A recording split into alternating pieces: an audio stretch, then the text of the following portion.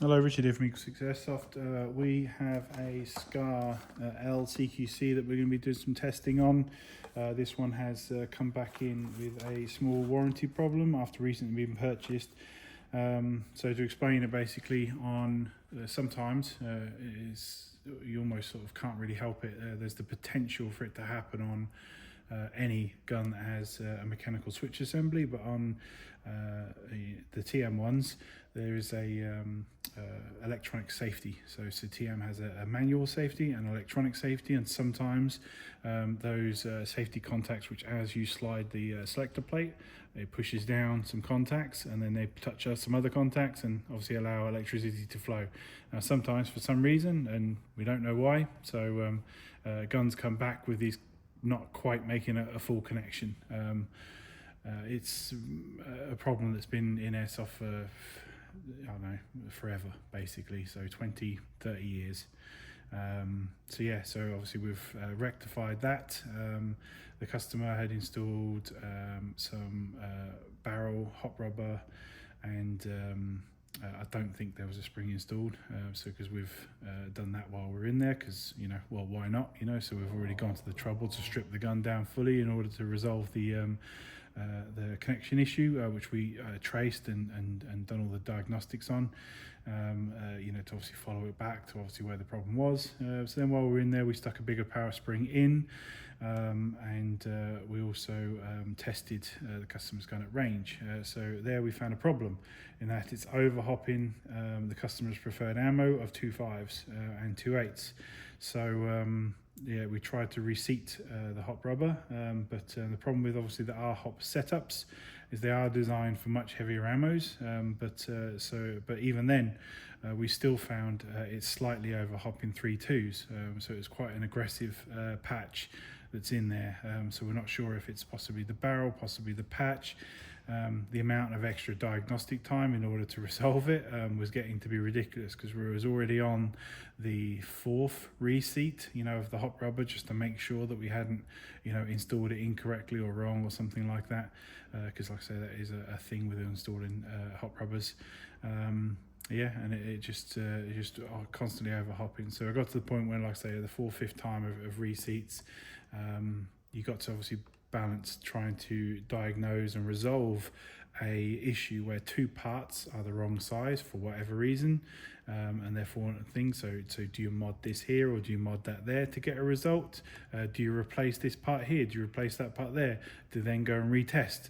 I was just thinking, yeah, and obviously all for what is in essence quite a light ammo, so we don't need aggressive hot rubbers in order for those types of lightweight ammos. So we've got the so what I did is I've got some prototypes from PSIONIC, which we've been getting on very well with, and we installed one of those, and then obviously, just because this is ongoing a little bit, I've done that free of charge,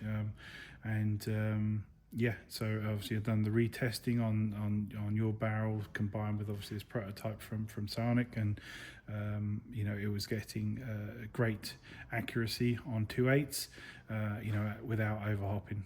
So at that point, if you know what I mean, that fell well within our sort of pass region, which we've been struggling to get out with obviously weather and stuff. So then I just thought to myself, like, do you know what that is? We've got a good result. As a really good result actually, because it shoots quite well, which hopefully you'll be able to see on testing, and yeah, and hopefully it's all sorted, if you know what I mean. So, but in future, like I say, we have a tech service here. You're always welcome to obviously book guns in, so we've also installed at your request obviously a gate Titan, so the front wired advanced version, and we've also just made some modifications to the connections at the back here. So what I did is I've removed your fuse block, and then we do these wider fuse blocks, which I'm not sure you can kind of see there. So but basically just gives you a bit more room for this to sit flush like that, so without it being pushed up into the butt pad, and it just makes it a little bit easier just to install after you've converted to Dean's. A bit of quality life there.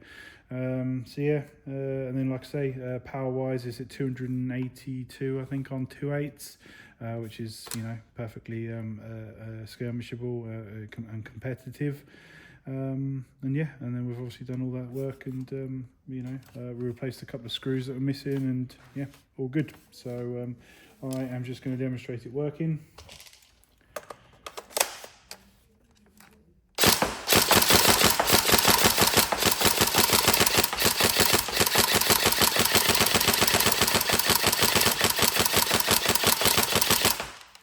So obviously trigger response, you just wouldn't be able to do that on a mechanical switch assembly. That's the benefit of the Gate Advanced. You know, it just gives you that amazing trigger response, and you know, great performance. You know, let me just demonstrate full auto. Also, ironically, in fitting a gate titan, the issue that was sent in for warranty for would have been completely resolved naturally just by installing a gate titan, because it removes all of the original contact switch set. So it's why we recommend people install gate titans. It literally adds potential reliability to a gun if there's the potential chance for that to happen on all original TMs, yeah. So or any gun really, so that's got a mechanical switch assembly. So yeah, it's just all wins, all bonuses. It might not necessarily be advertised on the Gate Titan website, you know what I mean, as something that it resolves or a feature, but yeah, just from a technical perspective, we like to go in when we have these kinds of issues, and not just fix problems with, like I say, just you know, moving and bending something and then sending it back.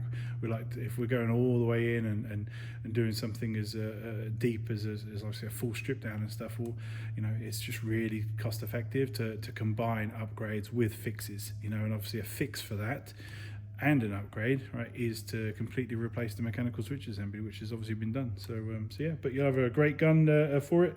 Obviously it's going to be working at a good power, and it's going to be shooting nice and far on those ammos, and you know, you have a good time. You know, I'd recommend 2.8s. I know you said 2.5s, but I recommend 2.8s if you can. I'd always recommend heavier ammos. The groupings are always tighter, and that's something that Airsofters value. So yeah, it's you know, yeah, it's good. Let me just test on full auto.